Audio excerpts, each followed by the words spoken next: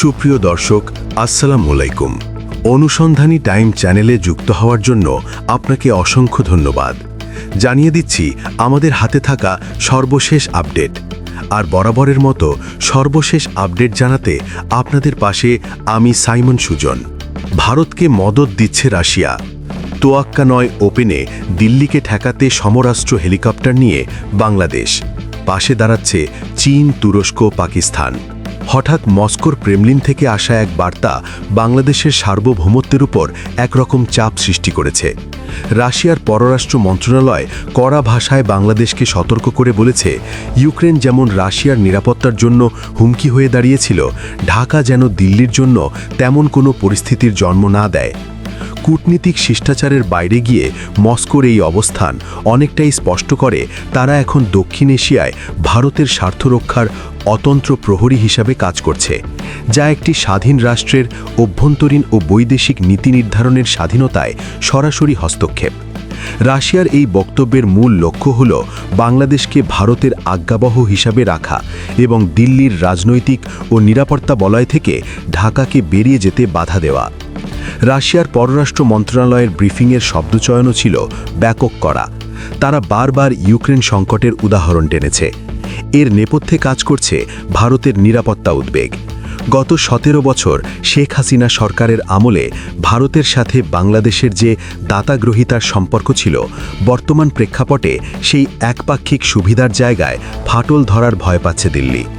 ভারত নিজে সরাসরি এসব কথা না বলে তাদের দীর্ঘদিনের মিত্র রাশিয়াকে দিয়ে ঢাকাকে চাপে রাখার কৌশল নিয়েছে। আন্তর্জাতিক সম্পর্কের নথিপত্র বলে, ভারতও যখন প্রতিবেশী দেশগুলোতে বন্দী হয়ে পড়ছে, তখন তারা রাশিয়ার মতো শক্তিকে ব্যবহার করে নিজের আধিপত্য বজায় রাখতে চেয়েছে। সোজা কথা, দিল্লি এখন রাশিয়ার মাধ্যমে বাংলাদেশের ওপর তাদের অদৃশ্য কর্তৃত্ব জারি রাখতে চায়। বাংলাদেশের দীর্ঘদিনের পররাষ্ট্র নীতি ছিল সবার সাথে বন্ধুত্ব, কারো সাথে শত্রুতা নয়। তবে বর্তমান বিশ্ব বাস্তবতায় এই নীতি এখন অকার্যকর হয়ে পড়ছে। যখন প্রতিবেশী দেশ আপনার সার্বভৌমত্বকে উপেক্ষা করে এবং অন্য একটি পরাশক্তিকে দিয়ে আপনাকে ভয় দেখায়, তখন নিরপেক্ষ থাকা আর নিজের বিপদ ডেকে আনা সমান কথা। নিরাপত্তা সংশ্লিষ্ট ব্যক্তিরা মনে করছেন, রাশিয়ার এই হুমকির মুখে বাংলাদেশের এখন উচিত হবে নতুন শক্তিশালী মিত্র খুঁজে নেওয়া। ভারত এবং রাশিয়ার এই জোটকে মোকাবেলা করতে হলে ঢাকাকে অবশ্যই একটি পাল্টা জোটের দিকে নজর দিতে হবে, যেখানে চীন এবং পাকিস্তানের মতো আঞ্চলিক শক্তিগুলো গুরুত্বপূর্ণ ভূমিকা পালন করতে পারে।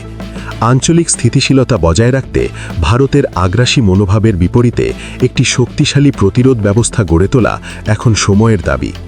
ভারতের সম্ভাব্য সামরিক আগ্রাসন বা আকাশপথে হামলার আশঙ্কার কথা উঠলে বাংলাদেশের বিমান বাহিনীর সক্ষমতার বিষয়টি সামনে নিয়ে আসতেই হয়।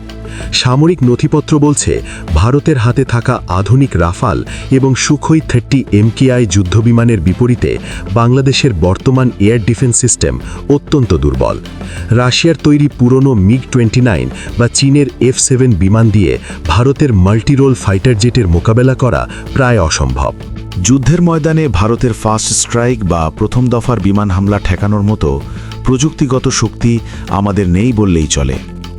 এ সামরিক দুর্বলতার সুযোগ নিয়েই রাশিয়া এবং ভারত বাংলাদেশকে দমানোর সাহস পাচ্ছে।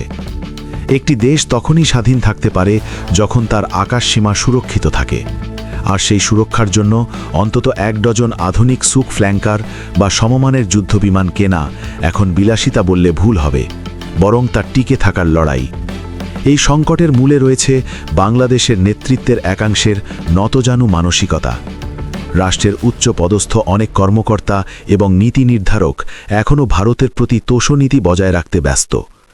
এই দুর্বল নেতৃত্বের কারণেই আন্তর্জাতিক অঙ্গনে বাংলাদেশ নিজের অবস্থান শক্ত করতে পারছে না। রাশিয়ার মতো দেশ যখন প্রকাশ্য সভায় হুমকি দেয়, তখন পররাষ্ট্র মন্ত্রণালয়ের উচিত ছিল কঠোর প্রতিবাদ জানানো। কিন্তু বর্তমান প্রশাসনের মন্থর গতি বলে সংকটকালীন পরিস্থিতি সামাল দেওয়ার মতো দক্ষ কূটনীতিকের বড় অভাব রয়েছে।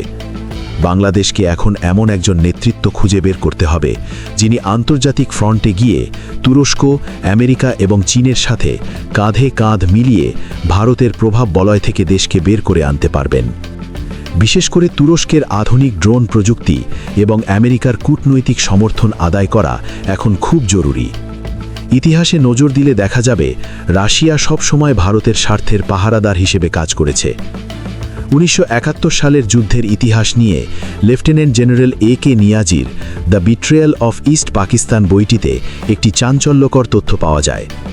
আমরা জানি 3রা ডিসেম্বর ভারত পাকিস্তান যুদ্ধ শুরু হয়েছিল, কিন্তু নিয়াজির মতে ভারতের আসল আগ্রাসন শুরু হয়েছিল 1971 সালের 22 নভেম্বর। সেদিন ভারতীয় বাহিনী গোপনে ঢাকা বিমানবন্দরে বিমান হামলা চালিয়েছিল। তৎকালীন সোভিয়েত ইউনিয়ন ভারতকে নির্দিষ্ট সময় বেঁধে দিয়েছিল বাংলাদেশকে দ্রুত নিজেদের নিয়ন্ত্রণে নেওয়ার জন্য। 22 নভেম্বরের সেই হামলার মূল উদ্দেশ্য ছিল ঢাকাকে আকাশপথ থেকে বিচ্ছিন্ন করে দেওয়া। মজার ব্যাপার হলো, আজ 2025-26 সালেও রাশিয়া সেই একই কায়দায় ভারতকে মদদ দিচ্ছে এবং বাংলাদেশের উপর মানসিক চাপ সৃষ্টি করছে। ইতিহাসের এই মিল থেকে বোঝা যাচ্ছে এটি একটি পরিকল্পিত নকশা। ভারতের আগ্রাসন থেকে বাঁচতে হলে এবং রাশিয়ার হুমকি মোকাবিলা করতে হলে বাংলাদেশকে এখন চীন, তুরস্ক, পাকিস্তান ফ্রন্টের সাথে যুক্ত হতে হবে। চীনের সামরিক এবং অর্থনৈতিক সহযোগিতা ভারতকে চাপে রাখার জন্য সবচেয়ে কার্যকর হাতিয়ার।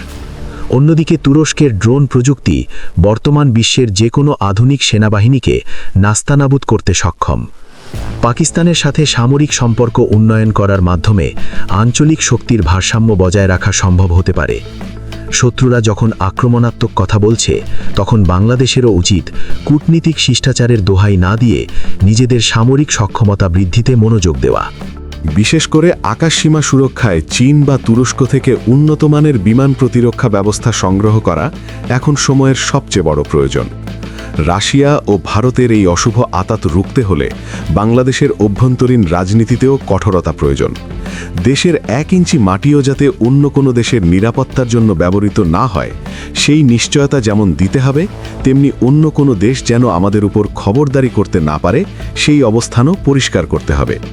বর্তমান পররাষ্ট্র উপদেষ্টা বা সংশ্লিষ্ট ব্যক্তিদের উচিত হবে আমেরিকা এবং পশ্চিমা বিশ্বের সাথে লবিং জোরদার করা, কারণ ভারত এখন আন্তর্জাতিকভাবে কোণঠাসা এবং এই সুযোগটি বাংলাদেশকে কাজে লাগাতে হবে। মনে রাখতে হবে, কেবল কথা বলে সার্বভৌমত্ব রক্ষা হয় না, তার জন্য প্রয়োজন শক্ত হাত এবং শক্তিশালী মিত্র। রাশিয়া বা ভারত কেউই বাংলাদেশের ভালো চাইবে না যদি না আমরা নিজেদের শক্তি প্রদর্শন করতে পারি। সবশেষে বলা যায়, দক্ষিণ এশিয়ায় ভারতের আধিপত্য টিকিয়ে রাখার জন্য রাশিয়া এখন ঢাল হিসাবে কাজ করছে।